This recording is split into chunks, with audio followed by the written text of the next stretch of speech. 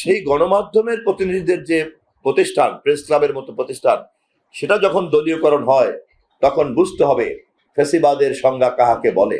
এই রকম পরিস্থিতি দেশের আরো অনেক জায়গাতেই 5 তারিখে ঘটেছে। 5 তারিখের এই পরিবর্তনের সময় আমি নিজে কেন্দ্রীয় কারাগারে ছিলাম এবং আপনাদের নেতা জনাব আমির খসরু মাহমুদ চৌধুরী সহ আমরা একই কারাগারে ছিলাম এবং আমরা খুব ভালো করেই জানি যে 5 তারিখের এই পট পরিবর্তন যদি গণ অভ্যুত্থানের মধ্য দিয়ে না হতো তাহলে আমাদের অনেককেই হয়তো লাশ হয়ে জেলখানা থেকে বেরোতে হতো। এবং এটা খুবই দুঃখজনক যে পতিত ফ্যাসিবাদ সরকার বাংলাদেশে তার ফ্যাসিবাদী শাসন কায়েম করতে গিয়ে দেশের সমস্ত প্রতিষ্ঠানকে তারা দলীয়করণ করে ফেলেছিল। এভাবে তারা গোটা রাষ্ট্রকে দলীয়করণ করে ফেলেছে। এমনকি আমাদের আশা ভরসার স্থল, আমাদের সামরিক বাহিনীকে পর্যন্ত তারা দলীয়করণ করার চেষ্টা করেছে, কিন্তু সামরিক বাহিনী শেষ পর্যন্ত প্রমাণ করেছে তাদেরকে দলীয়করণ করা সম্ভব হয় নাই। এবং এই অন্যায় এবং অপরাধের কারণেই গণ অভ্যুত্থানের রোশনাল থেকে বাঁচার জন্য জীবনের ভয়ে ফ্যাসিবাদের শিখণ্ডী শেখ হাসিনা সহ বাকিদেরকে পালিয়ে যেতে হয়েছে। ফ্যাসিবাদ মুক্ত বাংলাদেশে আমরা একটা অবাধ নির্বাচন দাবি করেছিলাম। আমাদের নেতা দেশনায়ক তারেক রহমান, আমাদের মাতৃতুল্য নেত্রী দেশনায়ক বেগম খালেদা জিয়া তখন জীবিত ছিলেন। বিভিন্ন মহল থেকে নির্বাচনের বদলে বাঁকা পথে ক্ষমতায় যাওয়ার জন্য অনেক ইঙ্গিত আমাদের প্রতি ছিল। আমাদের মাতৃতুল্য নেত্রী মজলুম জননেত্রী দেশনেত্রী বেগম খালেদা জিয়া এবং আমাদের ভারপ্রাপ্ত চেয়ারম্যান তৎকালীন দেশনায়ক তারেক রহমান উত্তর দিয়েছিলেন ক্ষমতায় যাওয়া এবং ক্ষমতায় থাকার একমাত্র কর্তৃত্ব হচ্ছে দেশের জনগণ এবং দেশের জনগণ। জাতীয় নির্বাচন অনুষ্ঠান নিয়ে অন্তর্বর্তী সরকারের প্রথম দিকে আমরা দ্বিধাদ্বন্দ্ব লক্ষ্য করেছিলাম। পরিশেষে লন্ডনে অন্তর্বর্তীকালীন সরকারের সঙ্গে আমাদের দলীয় প্রধান দেশনায়ক তারেক রহমানের সঙ্গে বৈঠকের পর অনুষ্ঠিত জাতীয় সংসদ নির্বাচনের পথ নকশা তৈরি হয়েছিল। আমরা চেয়েছিলাম একটি অবাধ নির্বাচন এবং জনগণের পক্ষ থেকে ম্যান্ডেট। সর্বশক্তিমানের কাছে আমরা শুকরিয়া আদায় করি, আমরা দেশে অবাধ নির্বাচন আদায় করতে পেরেছি এবং অবাধ নির্বাচনের মধ্য দিয়ে জনগণের ম্যান্ডেট নিয়ে আমরা 2/3 বেশি প্রতিশ্রুতি অনুযায়ী একক দলীয় সরকার না করে আমরা এখানে জাতীয় ঐক্যমতের প্রতিফলন ঘটানোর চেষ্টা করেছি এবং অব্যাহতভাবে করার চেষ্টা চালিয়ে যাব। কেননা আমরা জানি অর্ধ শতাব্দীর এই বাংলাদেশের আয়ু, কিন্তু বাংলাদেশের জনগণের ভাগ্যের তেমন কোনো পরিবর্তন ঘটে নাই। এবং চলমান রাজনৈতিক প্রক্রিয়ার মধ্যে যেই পরিবর্তন এবং যেই সংস্কার আনা দরকার, আমাদের নেতা তারেক রহমান ক্ষমতায় যাওয়ার আগেই সেই পরিকল্পনা তিনি ঘোষণা করেছেন।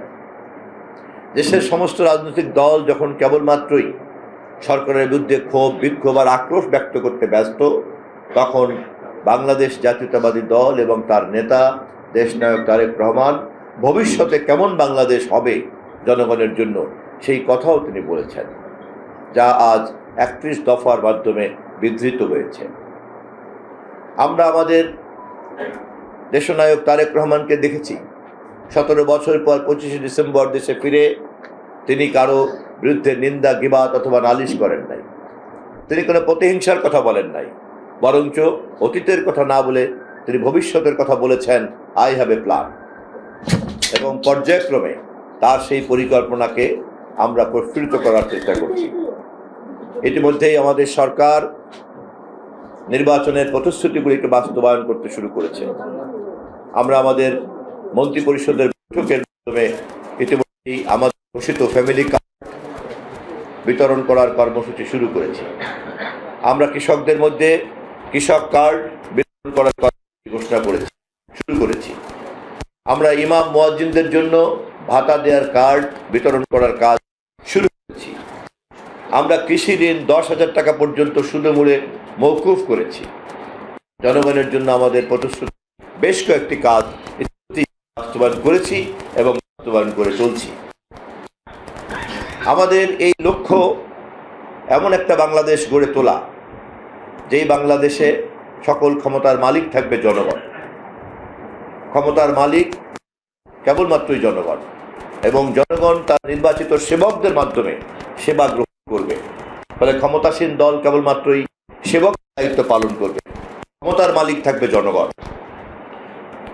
জনগণের এই ক্ষমতা নির্বাচিত সেবকের মাধ্যমে দেওয়ার দায়িত্ব হিসাবে আমরা সেবকের দায়িত্ব পালন করব, এবং সেই কাজটা করার জন্যই যে প্রাতিষ্ঠানিক নিয়মকানুন দরকার এবং জনগণ কর্তৃত্ব যাতে নিরবিচ্ছিন্নভাবে বহাল থাকে, তার জন্য যে প্রাতিষ্ঠানিক এবং সাংবিধানিক সংস্কার পরিবর্তন দরকার, সেই লক্ষ্যে আমরা 31 দফা ঘোষণা করেছি।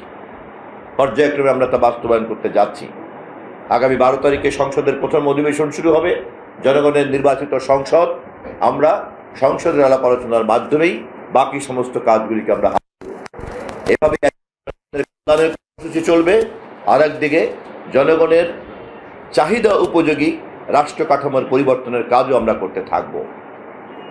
কেননা আমরা জানি কেবলমাত্র নির্বাচনের মধ্য দিয়েই আগামী 5 বছর পরে ক্ষমতার নবায়নের প্রশ্ন আসবে।